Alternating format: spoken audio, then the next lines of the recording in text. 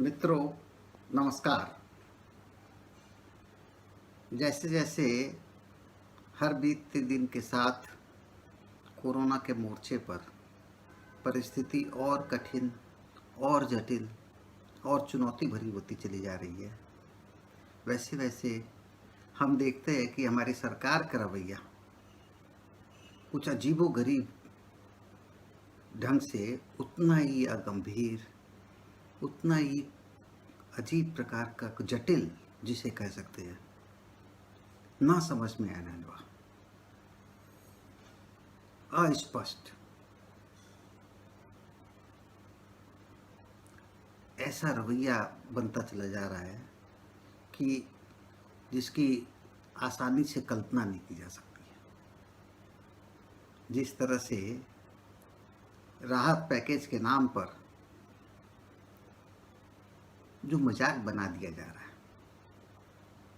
अब हर दिन 4 बजे निर्मला सीतारमण बैठ जाती है और अपनी योजनाओं के पोथों को बाँचती रहती है और कहा जा रहा है कि ये राहत पैकेज है या ये एक चुनौती भरी परिस्थिति का लाभ उठाने, जोखिम को अवसर में बदल देने का उपक्रम है। ये अजीबोगरीब है। रोज टेलीविज़न के चैनलों पर हमारे मजदूरों की दुर्दशा, प्रवासी मजदूरों के घर वापसी के दृश्यों, जो दर्दनाक दृश्य देखने को मिल रहे हैं, उसकी तुलना में उसके प्रति पूरी तरह से उदासीन इस सरकार का रवैया, कैसे आप इसका विश्लेषण करेंगे? हम सोचते हैं तो सचमुच अजीब लगता है। एक जैसे कि कोई एक अवसादग्रस्त आदमी, उसे सब कुछ सुनाई देना बंद हो जाता है, वो अपने में सिमट जाता है, अपने सिवा कोई आवाज नहीं सुनता है, खुद से ही सवाल जवाब करता रहता है और इस तरह से अपने को अपने दायरे में बांध लेता है कि अब उसके पास अंत में सुनने के लिए सिर्फ एक प्रकार की मृत्यु कामना, एक डेथ ड्राइव जो है, उसकी गूंज, उसकी गुंफन में वो बन जाता है, फंस जाता है। अवसादग्रस्त आदमी जब आत्महत्या करता है, जब चरम पर जाकर, तो उसकी दशा यही हुआ करती है कि वो बाहर की आवाजों को सुनना बंद कर देता है। आज इस कोविड के प्रसंग में सरकार जिस प्रकार से सारी परिस्थितियों से निपटने का जो स्वांग कर रही है, या जो सवालों के जवाब से कतराते हुए अपने अंदर की ही बातों को दोहराती चली जा रही है, उससे लगता है कि चरम अवसाद की स्थिति में फंस गई है। ये एक अजीब किस्म का नजरिया, जिसमें आप बाकी सारी चीज़ों को तुच्छ जैसे कि मान रहे हैं, सारी दुनिया के अनुभव, आपके देश के कोने कोने से उठने वाली आवाज़ें, मांगे, वे सब जैसे कि तिरस्कार करके अस्वीकार कर देने की चीज़ें हैं। यह जो अहम का रूप जो है, ये जो सब कुछ को मिथ्या मानकर अपनी राख को अलापते चले जाना, अगल बगल में क्या घट रहा है, क्या हो रहा है, उसके प्रति पूरी तरह से अंधा हो जाना, यह जो नजरिया है, यह जो दृष्टि है, यही तो है जिसको कि आदमी का अहम कहते हैं, जो असल में हमेशा वह सच को देखने के रास्ते में एक बाधक की भूमिका अदा करता है।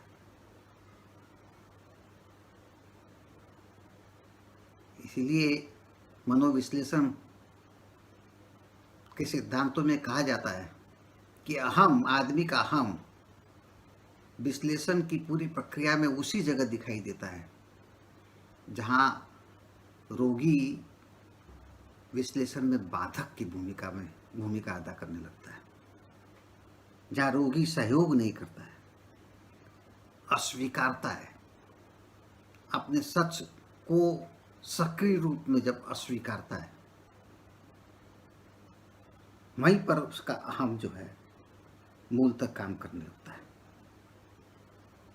तो ये जो एक प्रकार के अहम के अंधकार में इस सरकार का डूबते चले जाना, बिल्कुल अवसादग्रस्त आदमी की रूप में इसका जो एक नया स्वरूप सामने आ रहा है, सचमुच बहुत डरावना है।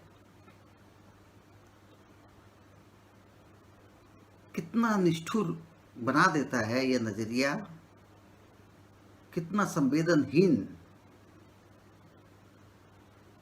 अपने परिपार्श्व के सारे प्रसंगों के प्रति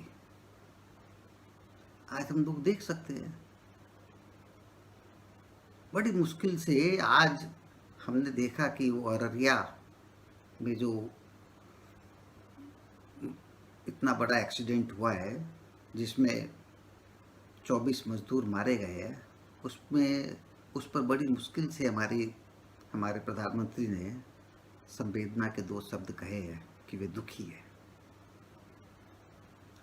हालांकि रोज घटनाएं घट रही है और उनके मुंह से एक शब्द नहीं निकल रहा था। ये जो स्थिति है, इससे हमें लगता है कि पता चल रहा है कि किस प्रकार के अहंकारी, अहम में फंसे हुए तत्वों ने, बिल्कुल अज्ञानी तत्वों ने हमारी राज सत्ता पर अभी अधिकार जमा रखा है। कोरोना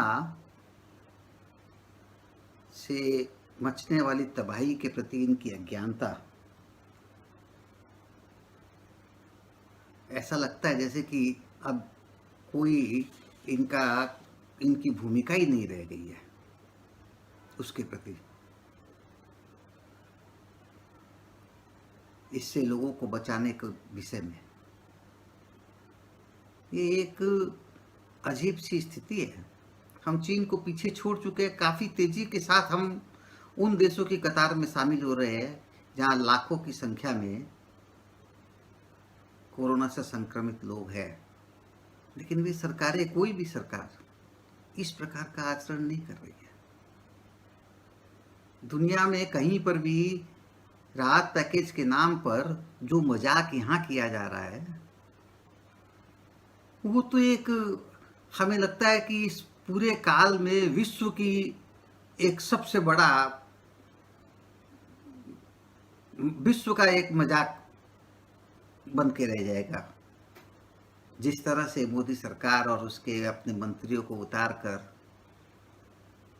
मकसद क्या है इनका? मकसद है कि किसी भी प्रकार से इस प्रचार तंत्र में वे छाए रहे, वे अपनी बकबक के साथ छाए रहे, और जो जीवन की जो कठिन सच्चाई जो है, जो दुखदाई दृश्य है, वे उन पर्दों पर ना सामने आने पाए। यही तो एकमात्र मकसद है, क्योंकि प्रचार के पीछे ही मोदी हमेशा भागते रहते हैं। ये कुछ करे ना करे, किंतु कुछ प्रचार चलता रहे और टेलीविजन पर इन्हीं की बातें सिर्फ आती रहे। तो इसीलिए अभी चल क्या रहा है, इन्होंने, मोदी जी ने 20 लाख करोड़ के पैकेज की घोषणा की। हम बोल रहे हैं कि 20 लाख करोड़ का क्यों किया आपने? आपको 100 लाख करोड़, 200 लाख करोड़, 500 लाख करोड़ की भी आप घोषणा कर सकते थे, दुनिया के सबसे बड़े पैकेज की घोषणा कर सकते थे। अगर घोषणा करना ही सब कुछ है, आप 5 ट्रिलियन की इकोनॉमी की जो बात कर रहे थे, उसकी सारी योजनाओं के बारे में लंबी चौड़ी बातों को करके कह देते कि यही सब है पैकेज हमारे, और 10 दिन 20 दिन 25 दिन तक यही सब चलाते रहते। चलाइए, जैसा कि इनका रवैया भी लग रहा है। पहले खुद बोले, उसके बाद सीतारमण आई, उसके बाद आज से कुछ और भी 3-4 मंत्री अपने अपने तरीके से कुछ बक रहे हैं। तो यह जो परिस्थिति जो है कि जब दुनिया के पैमाने पर टेस्टिंग को तेजी से बढ़ा करके कोरोना के संक्रमण के विस्तार पर नियंत्रण पाने की लगातार कोशिश की जा रही है, वहीं हमारे यहाँ पर टेस्टिंग की रफ्तार भी बढ़ नहीं पाई है, उतनी अपेक्षित रफ्तार नहीं है। तो यदि आपके पास में कोई अवधारणा ही नहीं होगी कि कौन लोग संक्रमित है कौन नहीं है और किस प्रकार से संक्रमण को तो रोकने की कोई आप रणनीति तैयार ही नहीं कर सकते हैं। यह जो कि टेस्टिंग तलक के प्रति आप गंभीर नहीं है, और इनकी सारी बातों में बार बार जैसे हमें कहना पड़ रहा है कि सिर्फ राजनीति और राजनीति, इसके अलावा कुछ रहता ही नहीं है। जैसे मोदी जी ने नोटबंदी के समय में 50 दिन मांगे थे, इस बार लॉकडाउन के समय में उन्होंने इसी तरीके से कहा था कि 21 दिन दे दीजिए सिर्फ आप अपने, हम कोरोना को मार भगाएंगे। यह उनकी पूरी तरीके से अज्ञानता कह सकते हैं, या यही उनका तरीका है झूठी बातों के आधार पर लोगों को दिलासा दे करके भ्रमित करके रखना। तो ये जो अभी जो सबसे गंभीर जो चीज सामने आ रही है कि इस कोरोना काल में के संकट की परिस्थिति में चिकित्सा व्यवस्था में सुधार के कामों के बजाय मोदी सारी सत्ता को केंद्रीभूत कर लेने के कामों की योजनाओं पर ज्यादा विस्तार से कह रहे हैं। ये एक अजीब है। हालांकि वो सारी योजनाएं, वो सारे कानूनों में संशोधन, ये सब संसदीय प्रक्रियाओं और तमाम चीजों के जरिए होगा, इसलिए वो सब भविष्य के गर्भ में छिपी हुई सारी चीजें हैं।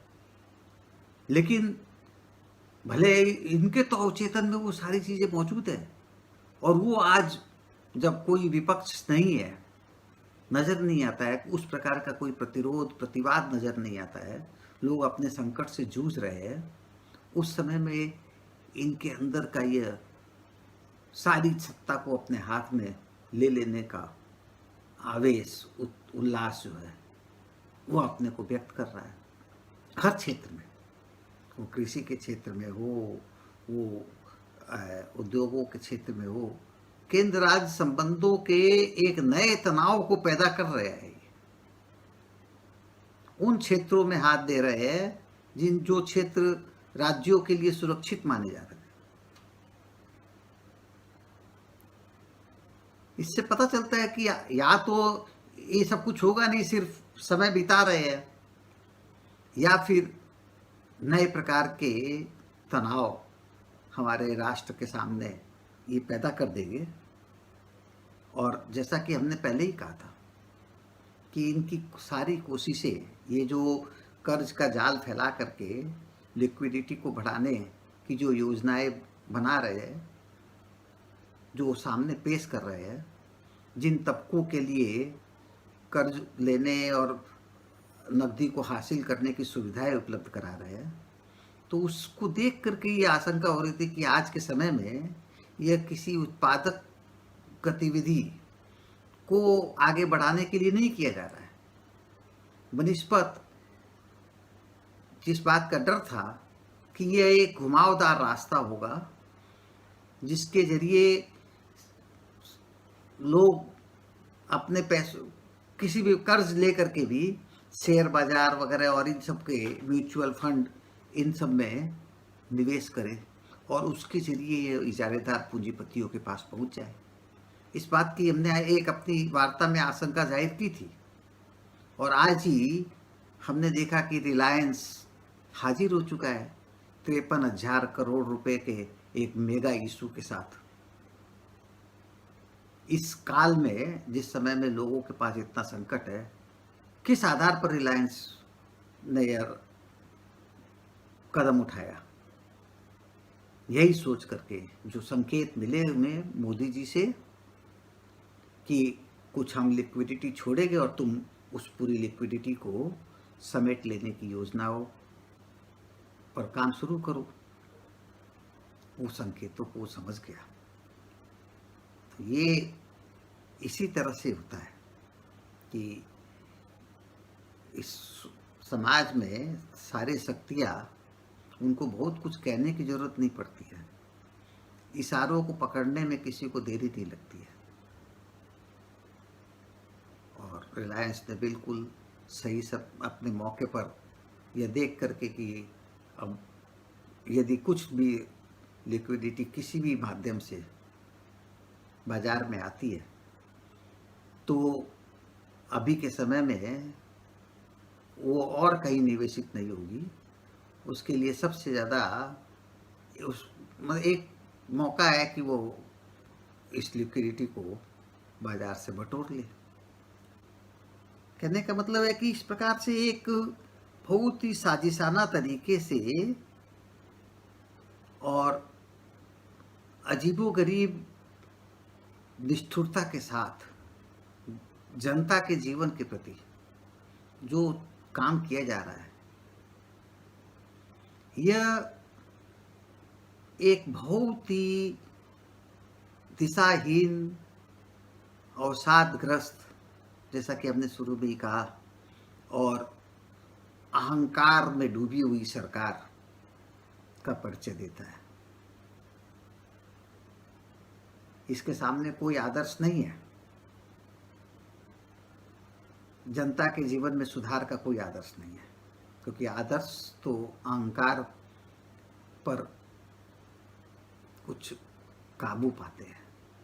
व्यक्ति अपने से मुक्त होकर के दूसरे अपने से बाहर के उद्देश्यों के साथ अपने को जोड़ता है। इनके पास कोई आदर्श नहीं।